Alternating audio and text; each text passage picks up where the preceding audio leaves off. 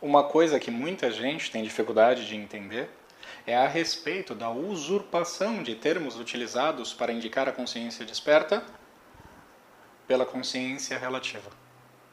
Algumas pessoas escutam algumas coisas sobre esse estado de consciência e tentam correlacionar essas coisas com a experiência equivocada da ignorância ou da mente dual.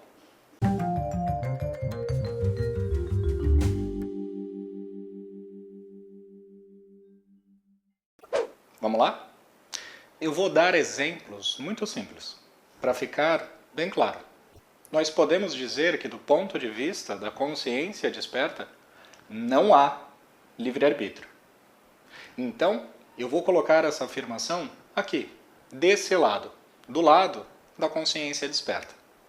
Do ponto de vista da mente, é possível existir uma noção de ausência de livre-arbítrio, em comparação com a ideia de presença de livre-arbítrio.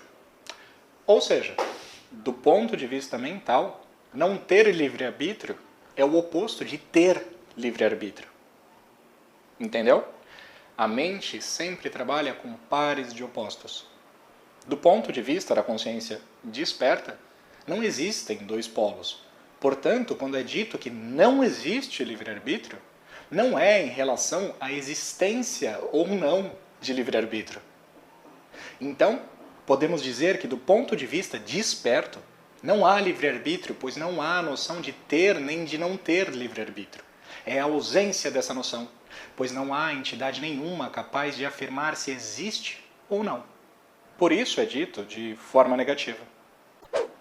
A mente sempre consegue usurpar uma característica da consciência desperta, pois a mente nada mais é do que a própria consciência desperta contraída ou modificada.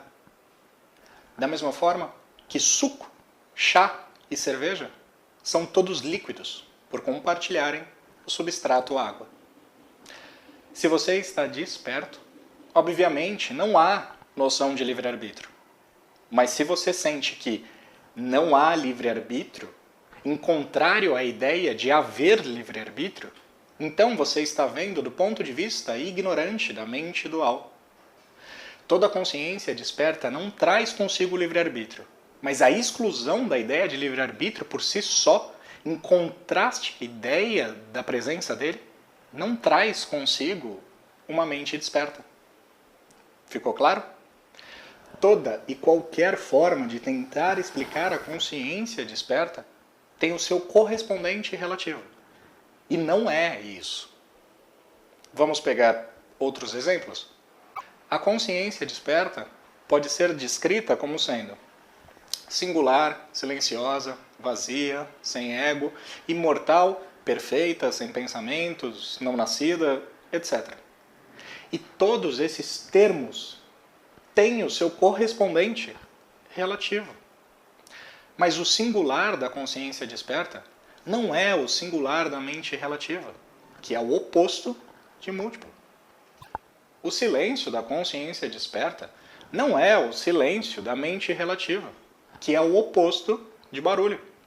O vazio da consciência desperta não é o vazio da mente relativa, que é o oposto de cheio. O estado sem ego da consciência desperta não é a ideia de ausência de ego da mente relativa, que é o oposto da presença de ego. A imortalidade da consciência desperta não é a imortalidade da mente relativa, que é o oposto de mortalidade. E isso pode ser aplicado a qualquer outra forma de tentar apontar para essa consciência desperta. Não importa qual termo você use para expressar ou estudar sobre esse estado de consciência, sempre haverá o correspondente mental desse termo feito de dualidade entre opostos, pois é capturado pela mente. Esses termos utilizados são os mais próximos relativamente do que realmente é esse estado de consciência. Então, está mais para a ausência de livre-arbítrio do que presença. Está mais para a ausência de multiplicidade do que presença. Está mais para a ausência de defeitos do que presença. Está mais para a ausência de pensamentos do que presença. Mas não em comparação à presença dos opostos, mas sim em relação aos pares de opostos. Então, está mais para a ausência de livre-arbítrio do que presença, pois desconhece tanto o livre-arbítrio quanto a sua ausência. É a ausência absoluta dos dois. Está mais para a ausência de multiplicidade do que presença, pois desconhece tanto a multiplicidade quanto a singularidade. É a ausência absoluta dos dois. Está mais para a ausência de defeitos do que presença, pois desconhece tanto a perfeição quanto a imperfeição. É a ausência absoluta dos dois. Está mais para a ausência de pensamentos do que presença, pois desconhece tanto pensamentos quanto a ausência deles. É a ausência absoluta dos dois. Ficou claro? Não é questão de lutar contra o oposto, mas sim de total indiferença entre eles.